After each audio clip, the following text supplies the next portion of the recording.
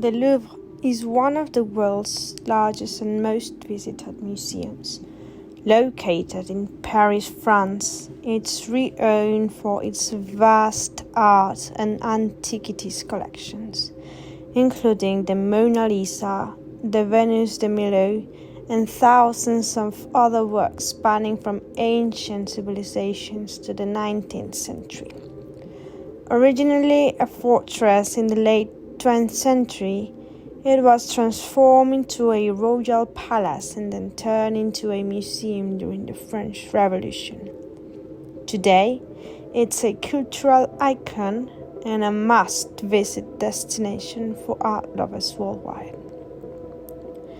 The Louvre origins date back to the late 12th century, when King Philip II built a fortress to defend Paris against Viking raids along the Seine River. The fortress had a strategic location at the heart of the city.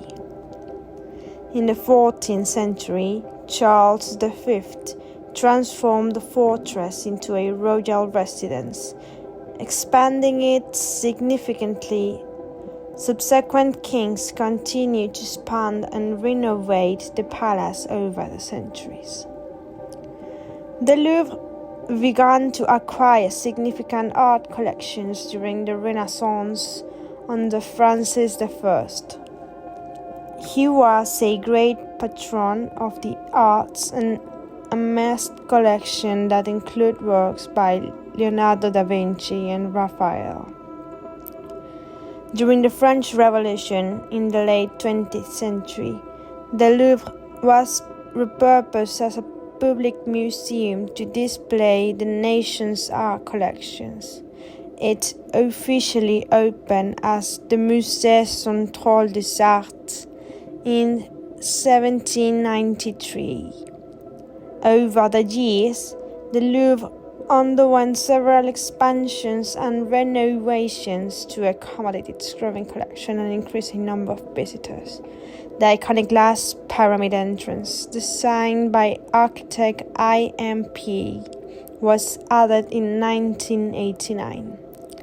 Today, the Louvre is one of the largest and most visited museums in the world, with a collection that spans thousands of years, and it includes arts and artifacts from virtually every civilization. Highlights include the Mona Lisa, the Venus de Milo, the Winged Victory of Samothrace, and countless other masterpieces.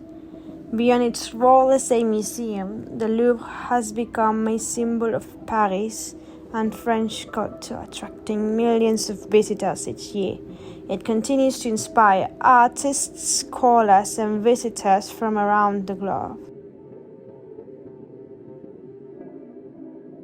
Now, let's talk about some of the arts in there.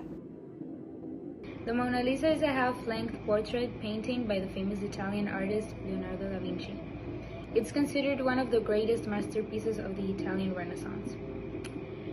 This painting is famous for her enigmatic smile. Her lips curl up slightly, but her eyes seem downcast.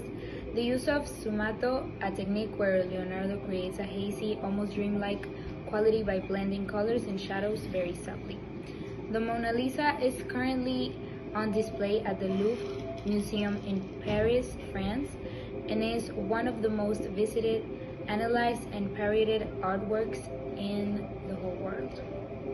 The style is oil painting on a popular wood panel, and it was painted between 1503 and 1519.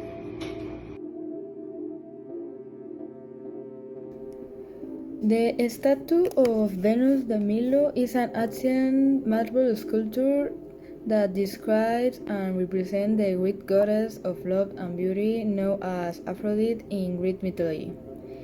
It was created sometime between the 2nd and 1st century before Christ, and it's believed to have been sculpted by the Greek artist Alexander of Antioch. The statue is characterized by its beauty and elegance, with Venus depicted in a majestic and serene pose, her nude body modeled in a smooth and harmonious manner. However, the most notable thing about the Venus de Milo is that the lacrams, which was generated much debate and speculation about its original meaning. Some experts suggest that the missing arms may have held traditional attributes of goddess, such as a mirror, an apple, or a crown of flowers, while others believe that the absence of arms may have been a stylistic choice by the sculptor to emphasize the beauty and perfection of female body. The Venus de Milo is one of the most famous and admired sculptures of the ancient world, and its timeless beauty and mysterious history continue to captivate viewers to this day.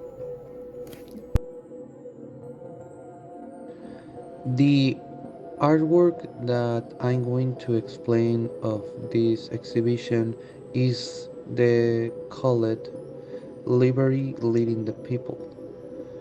It was painted by the French artist Eugène Delacroix, I believe is the pronunciation, and it despises the allegorical figure of liberty leading the people forward during the July Revolution of 1830 in France.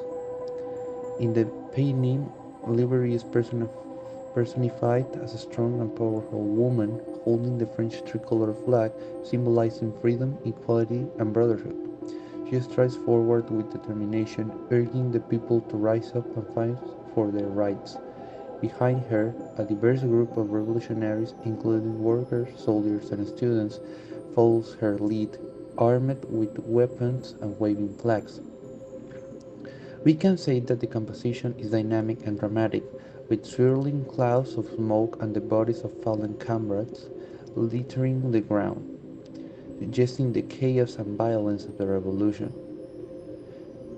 The painter Delacroix captured the energy and passion of the moment, emphasizing the heroic spirit of the people as they arise up against oppression and tyranny.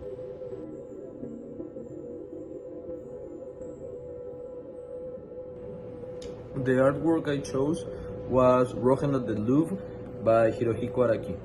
So the Louvre held a special exhibition called Le Louvre invite la bande dessinée, which translates to cartoons. The Louvre invites comic strip art. This exhibit aimed to showcase the artistic merit of comics from around the world. Hirohiko Araki was one of 5 artists chosen for the exhibit. Araki didn't just display existing JoJo artwork, he created a brand new manga story specifically for the event. The story, titled Rohan at the Louvre, featured the popular JoJo character Rohan Kishibe and was set within the Louvre itself. This new story was later published as a one-shot manga and showcased Araki's artistic talent in a full-color format.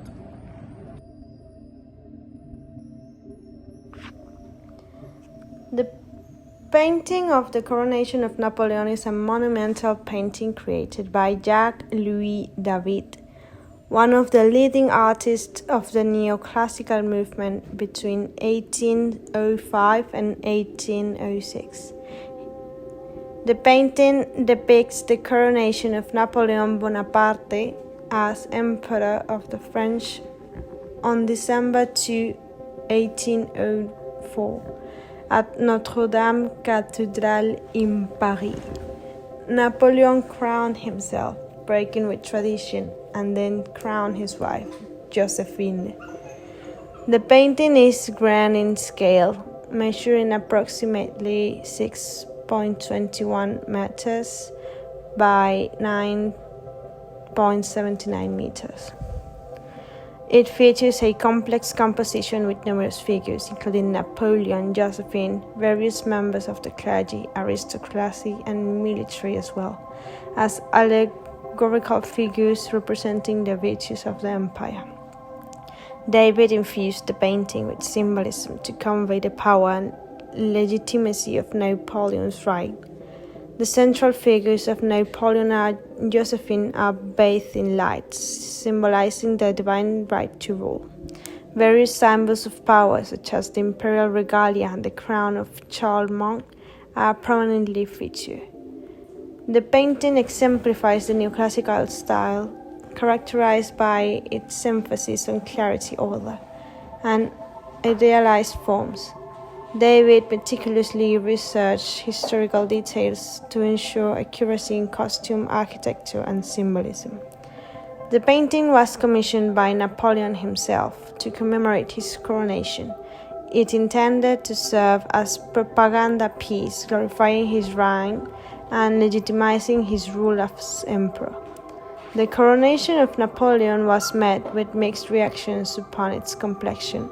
While it was praised for its technical skill and grandeur, some critics view it as an overly propagandistic and lacking in emotional depth. Despite initial criticism, the painting was endured as one of David's most celebrated works and a symbol of Napoleon's imperial ambitions.